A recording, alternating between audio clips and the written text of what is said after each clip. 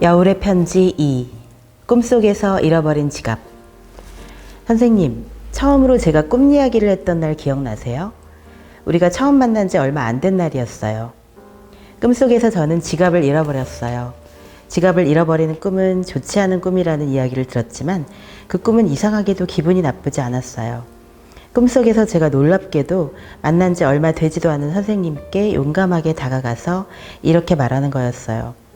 선생님, 제가 지갑을 잃어버렸는데 선생님께 돈을 빌려도 될까요?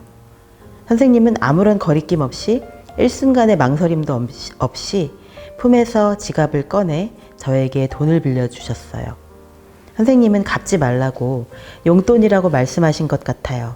물론 꿈속에서요. 그 말에 귓속 울림이 어찌나 따스하던지 저는 그 꿈을 가끔 진짜 현실과 착각하곤 합니다. 지금 생각해보면 그 꿈은 선생님과 저의 우정의 시작을 알리는 아름다운 서막이었어요. 그 꿈은 평소의 나와 너무 다른 모습을 보여주더군요. 저는 남에게 돈을 빌려달라고 좀처럼 말하지 못하거든요. 그런데 꿈속에 저는 너무도 용감하고 편안하고 거침없이 그땐 별로 친하지도 않았던 선생님께 당당히 돈을 빌려달라고 요구하더라고요. 더 놀라운 건 꿈속에 선생님이 눈 하나 깜짝하지 않고 저에게 돈을 내어주신 거예요. 빌려주는 게 아니라 너에게 주는 용돈이라며. 꿈속에서 저는 놀라지도 않고 방긋 웃으며 그 돈을 냉큼 받고 행복하게 미소 지었던 것 같아요. 지갑을 잃어버리는 꿈은 불길한 꿈이라는 통설을 뒤집는 꿈이었죠. 오히려 제 지갑을 잃어버리는 사건으로 선생님과 좀 더 친해질 수 있는 전화위복의 계기였나 봐요. 그런데 그 꿈 이야기를 선생님께 들려드렸더니 선생님은 환하게 웃으시며 이렇게 말씀하셨어요. 나도 만약에 지갑을 잃어버리면 제일 먼저 너에게 가서 도움을 청할게. 내가 꿈속에서 그랬던 것처럼 여울이가 날 도와줄 것 같아. 왠지 그럴 것 같아. 제가 당연히 그러겠다고 고개를 끄덕였어요. 그 순간 우리 사이에 아주 조금 남아있었던 수줍음과 어색함이 일순간에 사라졌어요. 저는 나이 차이가 많이 나는 선생님들에게 결코 먼저 다가가지 않거든요. 사실 또래 친구들에게도 그래요. 제가 먼저 다가가는 일은 극히 드물지요. 그런데 선생님은 어쩌면 제가 먼저 다가가고 제가 먼저 도움을 요청한 첫 번째 친구였던 것 같아요. 원래 중요한 감정의 변화는 그 이유를 결코 설명할 수 없는 경우가 있잖아요. 그때 아버지가 뇌경색으로 병원에 누워 계셨기 때문에 너무 힘든 나날을 보내고 있었는데 만약 선생님을 만나지 못했더라면 저는 계속 아버지를 영원히 잃어버린 느낌에 사로잡혀 있었을 거예요. 어느 날 저는 육교를 느릿느릿 올라가는 한 노인을 발견했어요. 뒷모습과 체격이 우리 아버지를 꼭 닮은 거예요. 그가 우리 아버지가 아님을 알면서도 저는 저도 모르게 그분을 가만히 따라가고 있었어요. 제정신이 아니었던 것이지요. 제가 사랑했던 제 아버지가 이 세상에 더 이상 안 계시는 느낌이 저를 압도한 나머지 저는 저의 진짜 아버지를 찾아야겠다는 생각을 했어요. 그래서 뒷모습이 아버지와 꼭 닮은 그분을 저의 아버지로 착각하고 저도 모르게 따라가고 있었던 거예요. 저는 그런 저의 모습을 발견하고 화들짝 놀라 육교에서 내려왔지요. 제가 가려던 길도 아니었거든요. 그 일이 있고 나서 저는 정신을 바짝 차려야겠다고 결심했어요. 제가 사랑했던 제 아버지를 되찾기 위한 무의식의 투쟁이었을지도 모르겠어요. 그런 순간에 선생님이 제 인생에 나타나셨지요. 문학개간지 편집위원으로 우리는 처음 만났어요. 사실 처음에는 그 일이 하기 싫었어요. 그 문학 잡지를 만든 출판사 대표님이 너무 무서웠거든요. 하지만 매주 황광수 선생님을 만날 수 있다는 사실이 기뻤어요.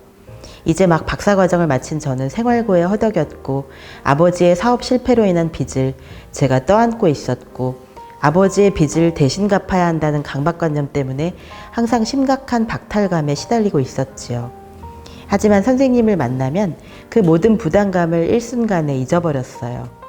선생님과 문학작품에 대해 이야기할 때, 작품에 대한 선생님의 견해를 들려주실 때, 술자리에서 선생님의 인생 이야기를 들려주실 때 저는 제 어깨에 짊어지고 있던 그 모든 고통을 잊었습니다. 저는 그 꿈을 꾸고 나서 제가 선생님을 어떻게 생각하는지 어렴풋이 깨달았습니다. 제가 꿈속에서 선생님께 빌린 것은 단지 돈이 아니었어요. 인생에서 가장 눈부신 것, 너무 따스하고 찬란하고 소중하여 그 누구에게도 빼앗아서는 안 되는 것, 그것은 무엇이라 표현해야 할까요?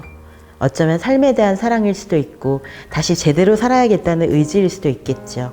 하지만 그 꿈속의 용돈을 저는 뭔가 딱 하나로 규정하지 않을래요. 왜냐하면 제가 선생님께서 받은 것들은 단지 삶의 지혜나 윗사람에게 사랑받고 있다는 느낌에 그치지 않으니까요. 꿈속의 그 소중한 용돈, 그것은 우리가 지켜야 할 모든 것들이 아니었을까요? 지갑을 잃어버리면 왠지 자존감이나 정체성까지 일순간 흔들리잖아요.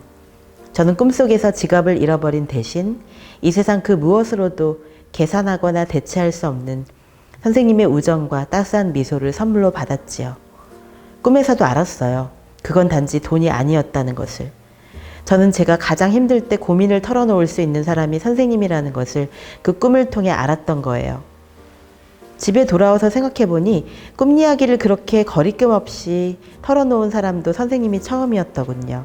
저에게 꿈은 너무 내밀하고 비밀스러운 프라이버시라 좀처럼 타인과 공유하기 어려운 것이었거든요. 그런데 선생님은 제 아무리 슬프고 초라한 꿈일지라도 얼마든지 도란도란 이야기를 나누어도 좋을 것 같은 그런 모종의 편안함을 제게 선물해 주셨지요. 오랜 시간이 지나서야 깨달았어요.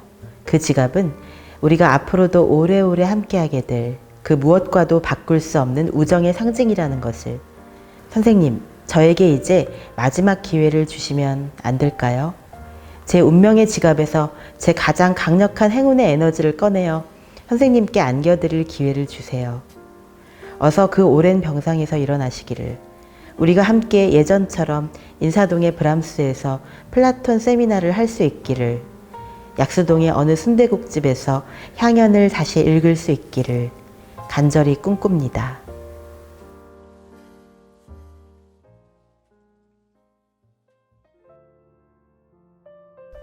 광수의 편지 2. 기적의 사면체. 여울에게. 어제는 병원에서 하루를 보냈어. 임상실험실에서 설문지 작성, 몸무게, 키, 혈압, 맥박 측정, 혈액, 소변 채취 등을 했는데 예상 밖으로 혈압이 높아 5분쯤 호흡을 가다듬고 다시 잰 다음 혈압 측정기 화면에 뜬 숫자를 핸드폰 카메라로 찍어 담당 간호사에게 보냈어. 그 다음은 끝없는 기다림의 연속이었어. 주치의와 만나기 위해 진료 대기실에서 30분 남짓 서서 기다려야 했어. 주사실에서는 2시간에서 5시간 정도에 걸쳐 3종류의 주사를 맞아야 해. 교실만큼 큰 주사실에는 군데군데 칸막이로 분리된 공간에 침대 또는 다리를 뻗고 반쯤 누울 수 있는 안락 의자들이 있는데 나는 반쯤 누울 수 있는 의자에서 주사를 맞으며 4차례 정도 혈압을 측정했어. 혈압은 내 마음 상태에 따라 놀랄 만큼 큰 폭으로 빠르게 변했어. 가만히 있다가 시 한 편만 읽어도 혈압이 껑충 뛰었어. 주사 맞는 시간이 길다 보니 환자들은 주사를 맞는 동안 화장실에 다녀오기도 해. 주사를 다 맞은 환자들은 병원에서 준 약을 챙기고 간호사들을 둘러보면서 수고들 하셨습니다. 고맙습니다. 공손히 인사를 하며 밖으로 나가더라. 신약의 임상실험에 참여하는 환자들은 모든 치료 과정이 무료인데다가 주사실 간호사들이 친절하기도 해서 진심으로 고맙다는 생각이 들게 되는 것 같았어. 그리고 수납에 가서 병원 밖의 약국에서 살 약의 처방전을 받은 다음 병원을 벗어나게 돼. 그렇게 아침 10시부터 오후 5시 50분까지 병원에 있었어. 2시간 남짓 기다릴 때에는 마로니에 공원 벤치에 앉아 독서를 하거나 음악을 들으며 걷거나 사진을 찍었어. 2시간에 걸쳐 요즘에 내 삶과 정신 상태를 써볼 생각이었는데 벌써 시간이 많이 흘렀네. 그런데 왜 하필 2시간 동안에 쓰려 했지? 자문해봤어. 항암 주사를 맞는 날은 거의 잠들지 못해. 그래도 설핏 잠이 들었다가 한밤중에 깼어.